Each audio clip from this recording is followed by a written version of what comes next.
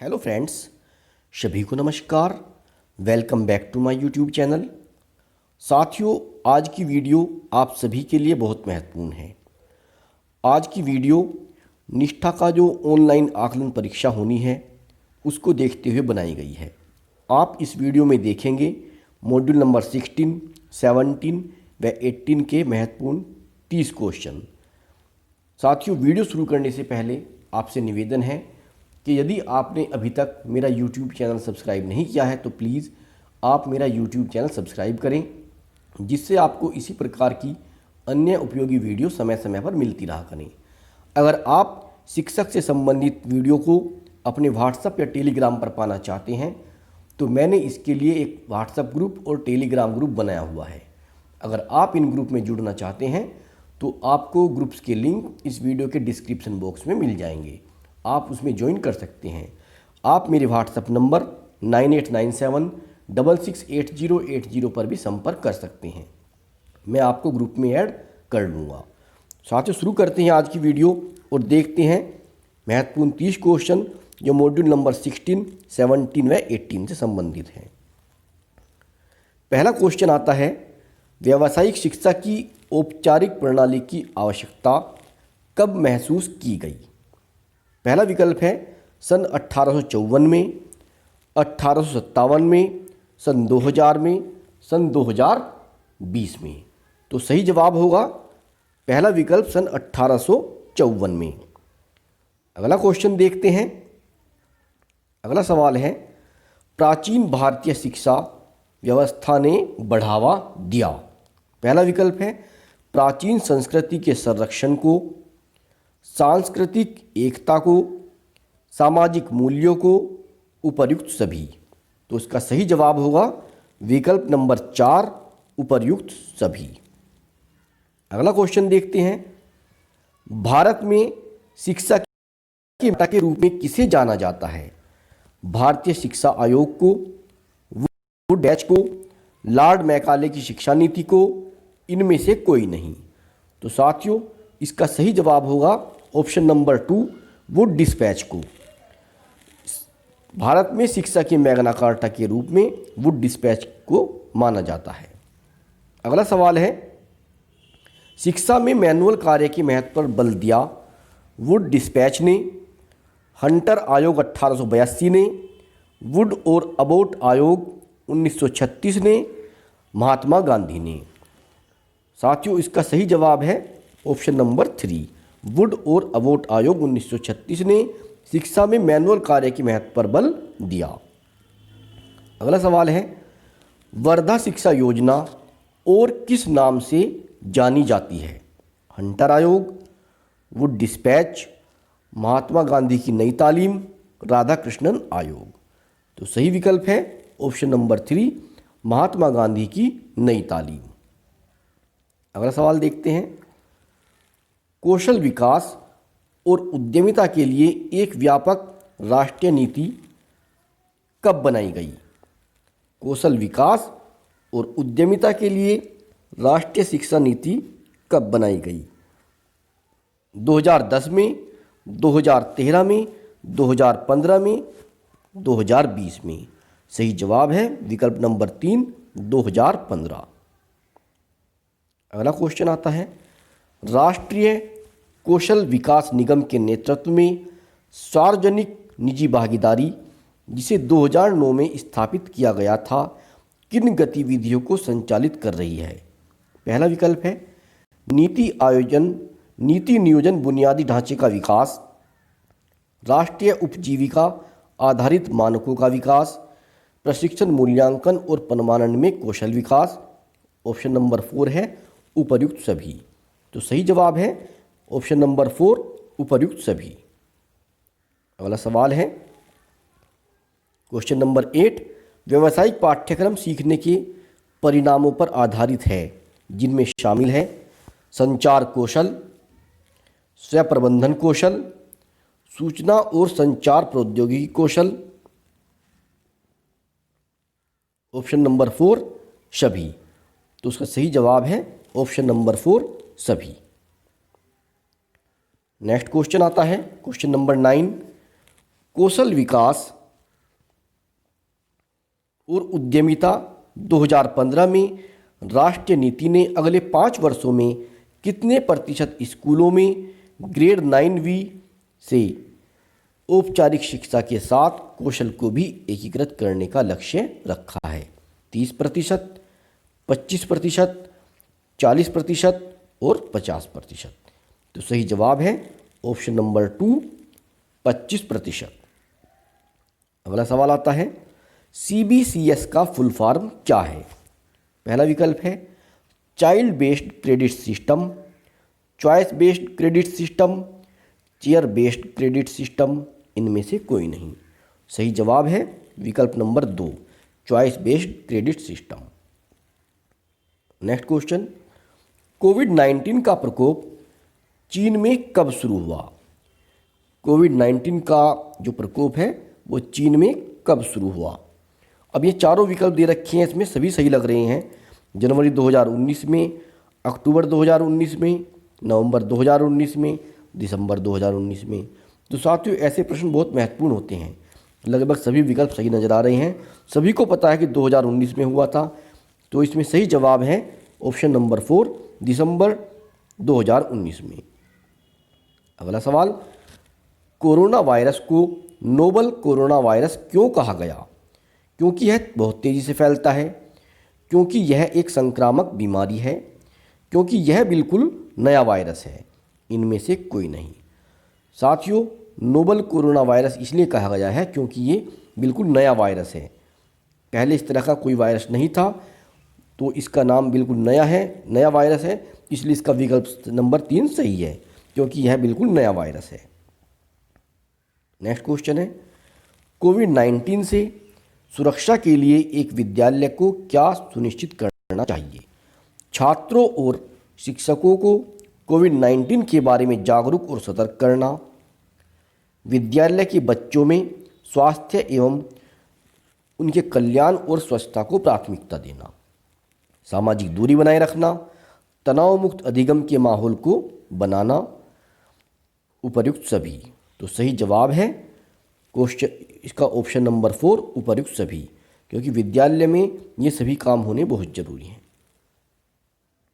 Next question है, वैकल्पिक दिवसीय विद्यालय योजना क्या है? छात्रों को उनकी कक्षा के अनुसार अलग अलग दिनों में बुलाना, छात्रों को उनके अनुक्रमांक के अनुसार अलग अलग दिनों में बुलाना, सभी छात्रों को एक दिन विद्यालय बुलाना और दूसरे दिन ना बुलाना, इनमें से कोई नहीं। तो सही जवाब है ऑप्शन नंबर 2, छात्रों को उनके क्रमानुसार अलग अलग दिनों में बुलाना। अगला सवाल, कोविड-19 से सुरक्षा के लिए सबसे सही तरीका है? हाथ धोने का सही तरीका, मास्क पहनना, सैनिटाइजर का उपयोग, सामाजिक दूरी बनाए रखना, उपरोक्त सभी। साथियों इसका सही जवाब है ऑप्शन नंबर 5, उपरोक्त सभी, क्योंकि कोविड-19 से यदि सुरक्षा करनी है तो हाथ भी नियमित रूप से धोने पड़ेंगे, मास्क पहनना भी जरूरी है और सैनिटाइजर का उपयोग तो करना ही है और सामाजिक दूरी भी बनाकर रखनी होगी। तो सही जवाब है विकल्प नंबर 5, उपरोक्त सभी। अगला सवाल है, विद्यालय और समुदाय के बीच रिक्त स्थान का निर्माण करने की आवश्यकता है? दूरी, वैमनस्य, मेल मिलाप, प्रभावी संचार तंत्र। तो सही जवाब होगा ऑप्शन नंबर 4, प्रभावी संचार तंत्र। नेक्स्ट क्वेश्चन है, प्रत्येक माता पिता के व्यवसाय का विवरण एकत्र करना महत्वपूर्ण है, क्यों? ताकि यह पता चल सके कि वह क्या कार्य करते हैं। ऑप्शन नंबर 2, ताकि यह पता चल सके कि उनकी आमदनी कितनी है। ऑप्शन नंबर 3, ताकि यह पता चल सके कि कुछ माता पिता गांव, शहर, जिले के अंदर और बाहर विभिन्न स्थानों की यात्रा करके तो नहीं आए हैं। ऑप्शन नंबर 4, ताकि उनके खाने पीने की व्यवस्था की जा सके। सही जवाब है ऑप्शन नंबर 3, ताकि यह पता चल सके कि कुछ माता पिता गांव, शहर, जिले के भीतर और बाहर विभिन्न स्थानों की यात्रा करके तो नहीं आए हैं। नेक्स्ट क्वेश्चन है, कोविड-19 से बचाव के लिए कितने फीट की दूरी आवश्यक है? 3 फीट, 5 फीट, 6 फीट, 4 फीट। सही जवाब विकल्प नंबर 3, 6 फीट। अगला सवाल है, विद्यालय नहीं आने वाले छात्रों को नियत कार्य, गृह कार्य आदि दिए जा सकते हैं, जिसकी देखरेख करनी होगी गांव के मुखिया को, अभिभावकों को, शिक्षकों को, आंगनबाड़ी कार्यकर्ताओं को। सही जवाब है विकल्प नंबर 3, शिक्षकों को। अगला सवाल, बुखार, खांसी और जुकाम के लिए विद्यालय में प्रवेश के समय हर बच्चे की रोजाना की जाना चाहिए देखभाल, हाथ धुलाई, स्कैनिंग और सैनिटाइजेशन। तो इसका सही जवाब है विकल्प नंबर 3, स्कैनिंग। अगला प्रश्न, लैंगिक शोषण के खिलाफ पोक्सो अधिनियम कब पारित हुआ? 2005 में, 2010 में, 2012 में, 2015 में। सही जवाब है विकल्प नंबर 3, 2012 में। अगला सवाल, child line dash dash dash बच्चों की देखभाल और सुरक्षा के लिए 24 घंटे की आपातकालीन निशुल्क आउटरीच फ़ोन सेवा है। 100, 1098, 101, 1012। सही जवाब विकल्प नंबर 2, 1098। अगला सवाल है, पोक्सो एक्ट के तहत स्कूलों की भूमिका और जिम्मेदारियों के बारे में सीबीएसई ने अपना सर्कुलर कब जारी किया? 2010 में, 2012 में, 2015 में, 2020 में। इसका सही जवाब है विकल्प नंबर 3, 2015 में। नेक्स्ट क्वेश्चन आता है, United Nations convention on the right of the child के अनुसार उत्तरजीविता के अधिकार में शामिल है जीवन का अधिकार, अस्तित्व के लिए सबसे बुनियादी ज़रूरतों जैसे पोषण, आश्रय, चिकित्सा सेवाओं तक पहुंच आदि, उपर्युक्त दोनों, इनमें से कोई नहीं। तो इसका सही जवाब है विकल्प नंबर 3, उपर्युक्त दोनों। जीवन का अधिकार और जो बुनियादी ज़रूरतें हैं ये सब उत्तरजीविता के अधिकार में शामिल हैं। अगला सवाल है, विकास के अधिकारों में क्या शामिल है? शिक्षा का अधिकार, खेल, सूचना तक पहुंच, विचारों और धर्म की स्वतंत्रता, सभी। तो इसका सही जवाब है विकल्प नंबर 5, सभी। अगला क्वेश्चन है, निम्नलिखित में से कौन एक सही कथन नहीं है? सीएसए कभी भी बच्चे की गलती नहीं है। बच्चे सीएसए के बारे में कहानियां बनाते हैं। 2/3 बच्चों में यौन शोषण के कोई शारीरिक लक्षण दिखाई नहीं देते हैं। अगला है, लड़कों का सीएसए के लिए लड़कियों के समान जोखिम है। तो साथियों बताओ इसका सही जवाब क्या होगा? इसका जो सही जवाब है वो यह है कि बच्चे सीएसए के बारे में कहानियां बनाते हैं, विकल्प नंबर 2। अगला सवाल है, बच्चों के साथ दुर्व्यवहार करने वाले बच्चों की संख्या दुनिया में सबसे अधिक है। अमेरिका में, चीन में, भारत में, ब्रिटेन में। तो साथियों मॉड्यूल नंबर 18 के अनुसार भारत में सबसे ज़्यादा संख्या है। ये हमारे लिए एक बहुत बड़ी दुख की बात है और चिंता का विषय है कि जो हमारा नंबर पहला आ रहा है यहाँ पर, लेकिन मॉड्यूल में ऐसा ही दिया गया है, ऑप्शन नंबर 3। अगला सवाल है, बाल लैंगिक उत्पीड़न के पीड़ितों की पहचान के लिए संकेतक है। व्यवहार में अप्रत्याशित और अचानक परिवर्तन, थकान और नींद में कठिनाई, कक्षा में खराब उपस्थिति, सभी। सही जवाब है विकल्प नंबर 4, सभी।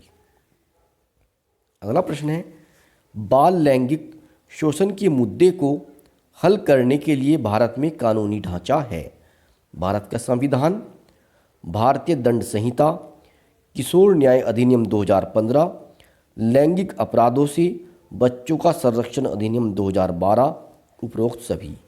तो इसका सही जवाब है विकल्प नंबर 5, उपरोक्त सभी। अगला सवाल है, पोक्सो अधिनियम 2012 के विषय में क्या सत्य नहीं है? पोक्सो लिंग तटस्थ नहीं है। इसमें 18 वर्ष से कम आयु के सभी व्यक्ति शामिल हैं। इसके तहत SJPU या निकटवर्ती पुलिस स्टेशन में लैंगिक अपराध की रिपोर्ट करना है। ऑप्शन 4, पॉक्सो में अनिवार्य प्रावधान है कि पुलिस सादे कपड़ों में गैर खतरे वाले माहौल में उत्तरजीवी के बयान को दर्ज करेंगे ताकि बच्चा भयभीत न हो सके। तो हमें इसमें यह बताना है कौन सा विकल्प सत्य नहीं है। तो इसका सही जवाब है विकल्प नंबर 1, पोक्सो लिंग तटस्थ नहीं है। तो साथियों, ये 30 क्वेश्चन देखिए आपने, ये आपके जो आगामी आकलन परीक्षा है उसको देखते हुए बहुत महत्वपूर्ण है। तो आशा करता हूँ यह वीडियो आपको पसंद आएगा। अगर आपको वीडियो पसंद आता है तो इसे आप लाइक करें और अपने अन्य शिक्षक साथियों को ज़रूर शेयर करें। इस वीडियो में इतना ही, मिलते हैं आपसे बहुत जल्द अगली वीडियो में। तब तक के लिए नमस्कार, हैव ए नाइस डे।